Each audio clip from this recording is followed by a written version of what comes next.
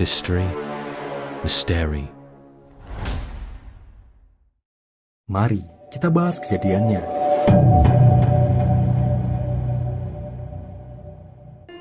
Kisah kali ini berawal dari seorang bocah, namanya Rangga, berusia 10 tahun. Dia sedang menunggu-nunggu kehadiran sang ibu untuk menjemputnya pulang sekolah. Sekolah sudah bubar dari tadi, tapi mengapa sang ibu tak juga datang menjemput? Bocah itu menelepon ayahnya, Muhzan Zain, di kantor dan melapor ibunya belum juga menjemput. Muhzan yang merupakan mantan anggota DPRD Bandar Lampung dan bekerja sebagai notaris mencoba menelpon HP sang istri, Suharningsih. HP diangkat, namun mendadak ditutup begitu saja. Tentu saja Muhzan heran, dia kembali menelpon 1 kali, 2 kali, hingga berkali-kali. Namun gagal, sepertinya HP sang istri dimatikan. Khawatir, Muhzan memutuskan pulang untuk mengecek keadaan istrinya. Setiba di rumah, jam menunjukkan pukul 11:30 siang. Aneh, pintu gerbang terbuka lebar. Begitu pula pintu garasi, dan pintu masuk ke ruang tamu juga tampak terbuka. Begitu Muhzan melangkah masuk, dia lihat 2 gelas di atas meja. Salah satunya pecah, dan satunya lagi berisi kopi. Pada saat itu jugalah Muhzan melihat sang istri Suharningsih terlungkup di lantai. Kedua tangannya terikat ke belakang dengan tali rafia. Tubuh dan kepalanya bersimbah darah. Muhzan terduduk di lantai, langsung memeluk sang istri yang tidak bergerak. Tubuhnya telah dingin. Muhzan berteriak histeris. Dia bergegas keluar rumah, memberitahu warga sekitar. Tak lama kemudian polisi tiba di TKP. Pemeriksaan segera dilakukan. Kamar tidur berantakan. Mungkinkah terjadi perampokan yang berakhir dengan aksi pembunuhan? Adakah barang yang hilang? Tanya polisi. Ada, kata sang suami Muhzan. Barang yang hilang antara lain 4 unit HP, sejumlah perhiasan dan uang, beberapa kartu kredit dan kartu ATM yang semuanya atas nama sang istri, Suharningsih. Juga televisi dan mobil Toyota Agya warna putih. Polisi menduga pelaku pembunuhan lebih dari 1 orang dan kemungkinan pelaku kenal dengan korban sebab pintu dibuka tanpa paksaan dan ada suguhan 2 gelas kopi di atas meja tamu. Polisi menanyai Muhzan sang suami yang memberikan informasi ganjil. 2 bulan lalu istrinya Suharningsih jadi korban penjambretan di depan rumah. Saat itu Suharningsih bersiap mengantar anak mereka.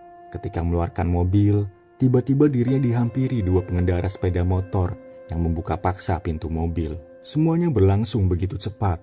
Pelaku merampas tas Suharningsih yang berisi HP dan uang tunai 10 juta rupiah. Jangan teriak kalau mau selamat. Begitu ancaman para pelaku. Menurut Muhzan, kedua pelaku memakai jaket hitam dan salah satunya bertubuh gemuk. Kejadian itu segera dilaporkan ke polisi. Muhzan juga memperhatikan 2 hari sebelum pembunuhan Suharningsih, melihat 2 orang pria bersepeda motor mondar-mandir di jalan di depan rumah.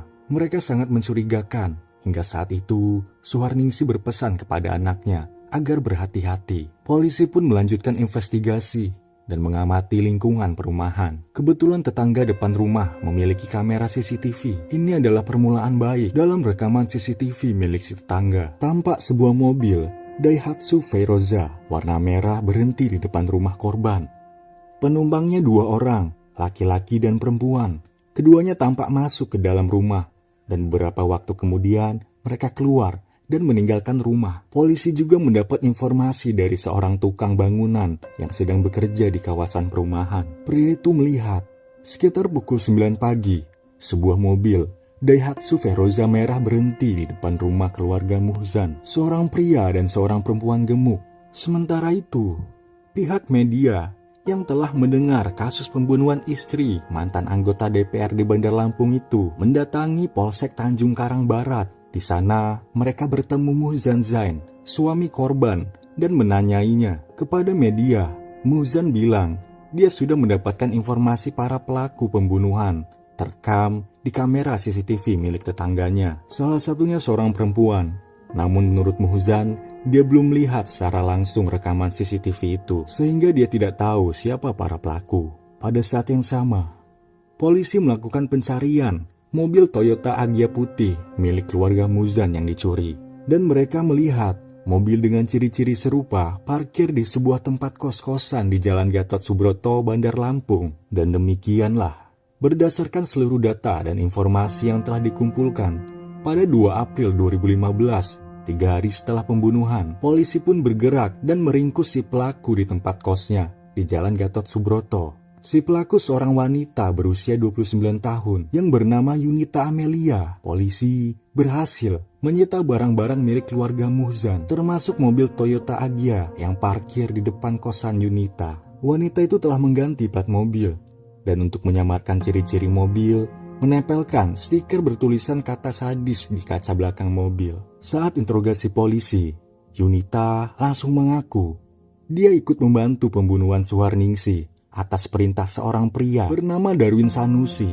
Polisi pun memburu pria itu dan terpaksa menembak kakinya karena berusaha melarikan diri. Darwin diringkus di kontrakannya di Perumnas Waikandis, Tanjung Senang, Bandar Lampung. Sebuah televisi milik keluarga Muhzan berhasil disita. Ketika diberitahu siapa pelaku pembunuhan istrinya, Muhzan langsung terkejut dan terduduk lemas. Bagaimana tidak lemas? Yunita Amelia adalah keponakannya sendiri. Nenek Yunita adalah saudara perempuan ayah Muhzan. Muhzan bersama keluarga segera mendatangi markas polisi untuk melihat kedua pelaku. Pihak keluarga tidak bisa menahan emosi dan langsung menyemburkan caci maki kepada Yunita. Kepada Darwin, mereka melayangkan bogem tonjokan berkali-kali dan sumpah serapah cacian maki. Muhzan tak habis pikir, mengapa keponakannya sekeji itu? Selama ini dirinya dan sang istri sebagai om dan tante kerap membantu sang keponakan, Yunita. Hubungan mereka juga baik-baik saja, tidak pernah ada perselisihan. Lalu, jika hubungan baik-baik saja, mengapa terjadi pembunuhan? Apa motifnya? Menurut Yunita, motif dirinya dan Darwin, si eksekutor, membunuh karena sakit hati pada sang om alias paman Muhzan. Sebab pria itu menentang hubungan mereka. Jadilah kemudian mereka mencari target yang mudah, yakni dengan membunuh sang tante. Namun menurut Darwin, motif mereka membunuh karena ingin merampok, sebab butuh uang untuk membayar segala macam, termasuk sewa tempat tinggal. Dan menurut Darwin, Yunita lah yang mengajak dirinya ke rumah Muhzan untuk merampok. Lalu seperti apa kronologi kejadian itu? Berikut pengakuan pelaku kepada penyidik. Semuanya berawal dari candaan di suatu hari. Di bulan Maret 2015, saat itu di tempat kosnya, di Jalan Gatot Subroto, Pahoman, Bandar Lampung, Yunita bergurau dengan suaminya Darwin Sanusi yang dipanggilnya ayah. Ya, yuk kita bobol ATM. Darwin langsung menjawab, ngapain bobol ATM? Ayah nggak mau masuk penjara. Namun beberapa hari kemudian, Darwin mengajak Yunita ke rumah Muhzan yang mereka panggil Om Ujang. Kita habisin aja Om Ujang, ayah kan sakit hati waktu dia suruh kita pisah. Kamu mau nggak? Yunita menjawab, nggak mau ah, Om Ujang kan punya tembak. Darwin lantas berkata, ya sudah, kalau gitu kita habisin istrinya aja. Yunita setuju. Mereka pun mempersiapkan diri. Darwin menyewa mobil Daihatsu Feroza. Pada Senin 30 Maret 2015, pukul 6 pagi, Yunita dan Darwin dengan membawa linggis dan tali. Dia pergi sarapan dengan mengendarai mobil sewaan. Setelah perut kenyang, mereka melanjutkan perjalanan menuju rumah Om Muhzan dan Tante Suharningsi yang beralamat di Jalan Geria Sejahtera, Gunung Agung, Langkapura, Bandar Lampung. Sekitar pukul 9 pagi, mereka tiba di tujuan. Setelah memastikan Muhzan berangkat ke kantor, mereka pun beraksi. Yunita turun dari mobil dan membuka pagar rumah, sehingga Darwin bisa memarkir mobil di dalam. Wanita itu lantas mengetuk pintu. Tak lama, pintu dibuka. Tampak Tante Suharningsi. Wanita itu menyambut Yunita dan Darwin dan mempersilahkan keduanya masuk. Kepada tantenya, Yunita memperkenalkan Darwin. Lalu dia ikut ke dapur membantu sang tante membuat minuman. Suharningsi bertanya, "Itu calon kamu?" Yunita menjawab, "Iya tante." Suharningsi berkata lagi, "Ya udah, yang penting sayang sama kamu, anak kamu dan keluargamu. Yang sudah ya sudah. Suami pertama kamu gak bagus buat kamu." Setelah membuat minuman, Suharningsi menuju ruang tamu dan menyuguhkannya. Saat itulah Darwin mengeluarkan linggis dari balik baju dan langsung mengayunkannya sekuat tenaga ke belakang kepala Suharningsih. Wanita itu jatuh tersungkur ke lantai. Ampun, rintinya kesakitan. Darwin kembali menghantamkan linggis ke kepala Suharningsih. Wanita itu mencoba bangkit, namun sekuat tenaga Darwin mencekiknya. Bun, talinya di mana? Teriaknya pada istrinya Yunita. Yunita yang berada jauh di belakang dan tidak mau melihat kejadian itu, langsung melemparkan tali rafia ke arah suaminya. Darwin segera mengikat kedua tangan Suharningsih ke belakang. Setelah itu, dia kembali mencekik wanita malang itu. Tapi Suharningsih masih bergerak. Kesabaran Darwin habis. Kembali dia menghajarnya kepala Suharningsih dengan linggis, hingga wanita itu tewas tanpa menunggu lagi. Darwin dan Yunita bergegas menjarah barang-barang berharga, antara lain beberapa unit HP, sejumlah perhiasan dan uang tunai, beberapa kartu kredit dan ATM, juga 1 unit televisi, dan memasukkannya ke dalam mobil. Beriringan mereka mengendarai 2 mobil.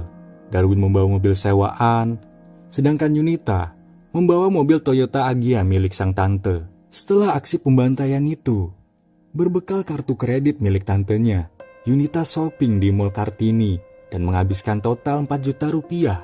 Demikian pengakuan pelaku kepada penyidik. Pada 14 April 2015, rekonstruksi digelar di rumah keluarga Muzan di Jalan Geria Sejahtera, Gunung Agung, Langkapura, Bandar Lampung. Kehadiran Yunita dan Darwin disambut teriakan dan caci maki masyarakat yang datang untuk menyaksikan ketika Darwin memperagakan cara membunuh korban Suharningsih. Sang anak perempuan menjerit histeris dan memaki-maki Darwin. Kerabat lainnya juga mencaci maki Yunita, bahkan menjambak rambut wanita itu. Sidang perdana kasus pembunuhan Suharningsih digelar bulan Juli 2015 di Pengadilan Negeri Tanjung Karang. Yunita mengatakan otak pembunuhan adalah suaminya, Darwin. Saat melakukan pembunuhan itu, Yunita tidak melihat karena dia memilih berada di dapur. Ketika membacakan pembelaannya di hadapan majelis hakim, Yunita Amelia terisak menangis. Dia mengatakan penyesalannya dan terpaksa membunuh sang tante karena diancam sang suami. Darwin yang merupakan eksekutor, saya dipakai sebagai pemancing karena saya kenal dengan korban. Darwin mengancam akan menghabisi keluarga dan orang tua saya. Saya lemah dan tidak berdaya. Yunita mengatakan selama berumah tangga dengan Darwin, dirinya sering mendapatkan perlakuan tidak wajar dari suaminya itu. Yunita berharap majelis memberikan hukuman adil dan ringan baginya, karena baru kali ini dia berurusan dengan hukum. Selain itu, dirinya juga memiliki anak kecil yang masih membutuhkan kasih sayang seorang ibu. Di persidangan, Darwin mengatakan merampok untuk membiayai pengobatan anaknya yang sakit. Darwin juga membenarkan selama ini Yunita selalu menuruti keinginannya, sebab dirinya kerap mengancam keselamatan Yunita dan keluarganya. Yunita dan Darwin dijerat pasal berlapis, pembunuhan berencana, dan pencurian dengan kekerasan. Saat pembacaan putusan, Yunita Amelia menangis hingga matanya sembab, sedangkan Darwin tampak tenang. Pada akhirnya, majelis hakim menjatuhkan hukuman 15 tahun penjara bagi Yunita Amelia dan 20 tahun penjara bagi Darwin Sanusi. Menanggapi vonis tersebut, Muzan, sang suami, kecewa. Menurutnya perbuatan Yunita dan Darwin sangat sadis dan sudah direncanakan. Hukuman mati adalah hukuman paling pantas bagi mereka. Kacau. Itulah kata yang cocok ditunjukkan pada Pasutri, Yunita Amelia dan Darwin Sanusi. Bagaimana tidak kacau? Sebab meskipun Yunita telah menikah dengan Darwin, namun sebenarnya wanita itu masih terikat tali pernikahan dengan suami sahnya yang tinggal di Bogor. Jadi bisa dikatakan Yunita melakukan poliandri. Menurut Yunita, suaminya yang sah sudah 2 tahun tidak memberinya nafkah. Sang suami juga tidak peduli dengan anak mereka yang berusia 6 tahun yang tinggal dengan orang tua Yunita yang sudah sepuh.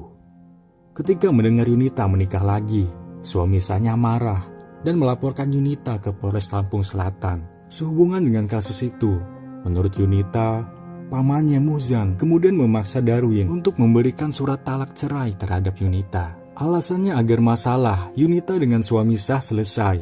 Tindakan itu membuat Darwin sakit hati, sehingga timbul niat membunuh Muzan. Namun justru berakhir dengan pembunuhan sang istri Suharningsih. Sang paman Muzan di persidangan memang pernah mengatakan awalnya dirinya kenal Darwin karena si keponakan Yunita terjerat masalah hukum dengan suami sah.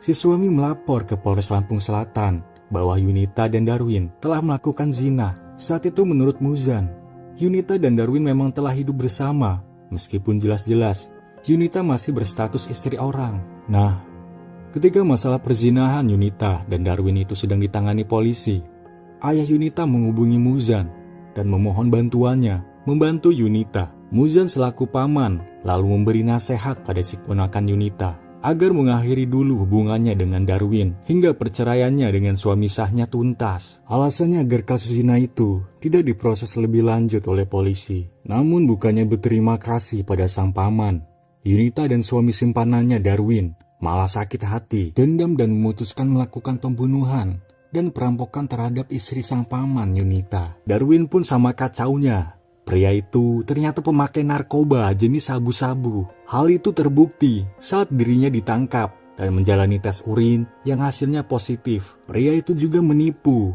Paling tidak begitulah menurut Yunita. Saat awal perkenalan, Darwin mengaku single dan anggota BRIMOB. Yunita tentu saja kesenangan sehingga mau dinikahi. Namun kemudian kedok Darwin terbongkar. Selain pekerjaannya tidak jelas, dia juga ternyata sudah memiliki istri dan anak. Yunita sebenarnya punya masa depan yang cukup cerah. Dia adalah lulusan D3 dengan gelar ahli medis keperawatan. Dia seorang PNS yang bertugas di bagian bedah RSUD Abdul Muluk, Bandar Lampung. Tapi sayang sekali, karena terlibat kriminal yang berujung buih, dirinya diberhentikan dengan tidak hormat sebagai PNS. Itulah kisah Yunita dan Darwin, pasangan sadis, bersenjata linggis. Dan demikianlah akhir dari kasus kali ini. Sekian, terima kasih.